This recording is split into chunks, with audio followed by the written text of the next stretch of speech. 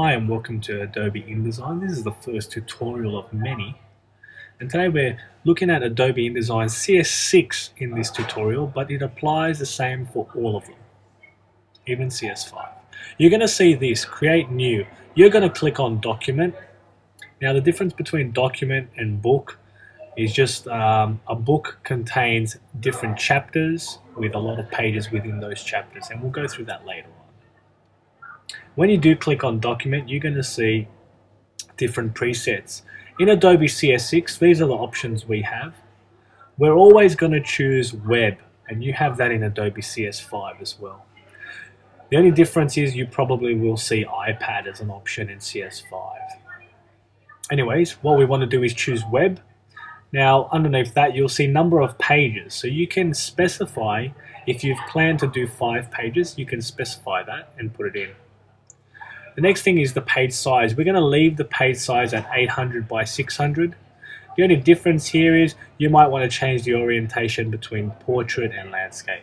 I'd leave all the other settings.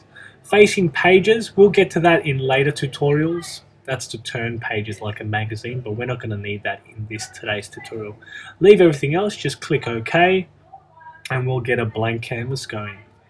What I want you to do is hit Control minus on the keyboard, that zooms out, Control plus zooms in. Now we're going to add a couple of pages, so you'll know how to add. This button over here, you'll be able to see how many pages you have and also create a new page. So let's go ahead and create 3 pages all up. If I scroll up and down, you can see all of the pages. We're going to double click on page 1, so we're in page 1. What we're going to do is grab the T tool, the text tool, and we are going to put in a little heading, and we're going to do a simple activity today, just creating buttons. So the first thing is I want to label my pages, so I'm just going to call this page 1, type page 1. I'm going to go up the top here, and I'm just going to make this a little bit bigger. Now we have page 1, we want to go over and put a label on page 2, and we're going to call that one page 2. And what we want to do is also resize it and also align it to the center. So this is good practice for you guys. Learning the text tool is very similar to the one in Photoshop.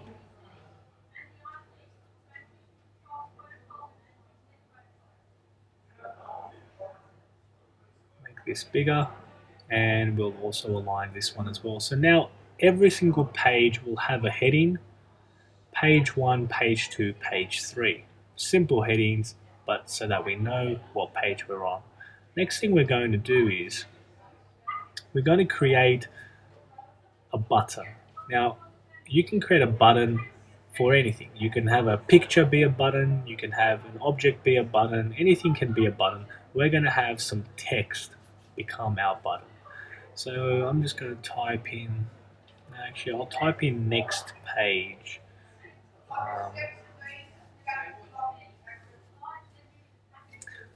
So next page, so when the user clicks on this button, they should go directly to the next page. Now again, I'm going to resize it and I'm going to align it. Also, the text box is a little too big. I'm going to get the selection tool and just resize it a little bit. If any of the words are missing, just make it a little bit bigger. But that's a good size there. Now that I have a perfect size and I know that text is going to be the same on the other pages, I'm going to click on it and paste it on page 2. So click on it once, hit Control C on your keyboard, Control C, click on page 2, and then Control V will paste it in. Let's do that on page 3 as well. Except on page 3, we're not going to go to the next page, we're going to go back to page 1. So I'm just going to type that in. Text box isn't large enough, so we're going to have to stretch it out, get the selection tool, stretch it out. There we go. So this will go back to the first page in our document. So that page, when we click on it, it should go to the next one. Now, what you want to do is click on where it has essentials, and you want to change it to interactive. I'm in CS6, so I'm going to keep it on digital publishing, but CS5 and below, you'll have to change that to interactive, and then you should have these buttons. Now, the ones we want is a tab called buttons, and you're going to basically click on the next page text. You're going to make it, you're going to click on actions, you're going to, well, what do you want that button to do? You want to go to a particular page, so click on go to page. What page do we want it to go to? Page number 2. I'm going to add a description, and I'm just going to say this button, what should we write for description?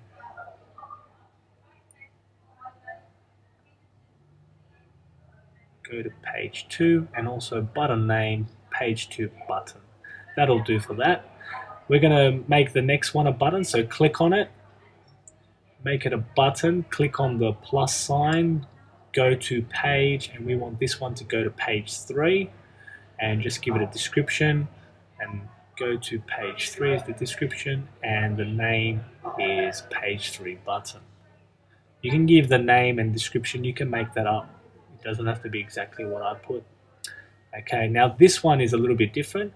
It's the same thing, button, and it's going to a page, but it's not going to the next page, it's going to the first page. So we want that to stay at page 1.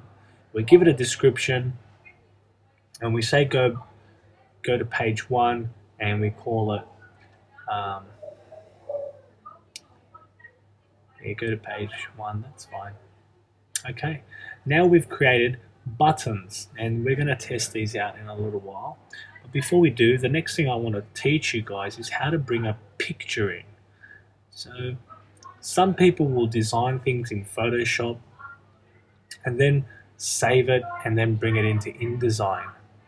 And a lot of people do that. They use both programs concurrently. And this is how you bring a picture in. You go File, Place, and I'm just going to pick some photos, some random photos from Arts in the Dark. I'll have some photos in the student share drive that you guys can do it. Now, when you get the photo, you'll see this little thumbnail. What you do is click and drag, and that will basically be the size of your photo. You can then move it around. Now, here's the tricky part. When resizing, don't just grab the handlebars and resize it. Okay, that will actually crop your image. What you want to do, if you want to resize your image once placed it, hold Control on your keyboard and then resize. Hold Control and then resize with the handlebars. That will actually shrink your image down. Okay, so if you're cropping it, that's the wrong way to resize. Okay, so you need to hold Control while you're resizing. I'm just going to bring another image here. So I hit File, Place, I get the image I want, and then I click and drag it in. And there it is there, it's perfect size. If I wanted to resize it, I would hold Control down and resize. What we're going to do, we're going to export this and test it out. So let's go File, Export, give it a name, and make sure you save it in your home drive. I'm just going to save it on my desktop. But what I want you to do is make sure the first thing you do is give it a name, and then I'm just calling it InDesign, and then select your home drive, okay? And format, you need Flash SWF, okay? Flash Player SWF, hit save, another dialog box will come up. Now, you need Generate HTML files off. We don't want HTML files. The next thing is keep scale on 100%. You don't want the interactive page curl. We're going to do that in later tutorials. We don't need that at the moment. Let's go ahead and click OK. Now, wherever you exported your file to, I want you to navigate to that folder. I've just put it on the desktop, so there's mine. When you find yours, double click on it and open it up, and this is what you should see. Basically your page 1 and a button that goes to the next page. If we click on that button, we go to page 2.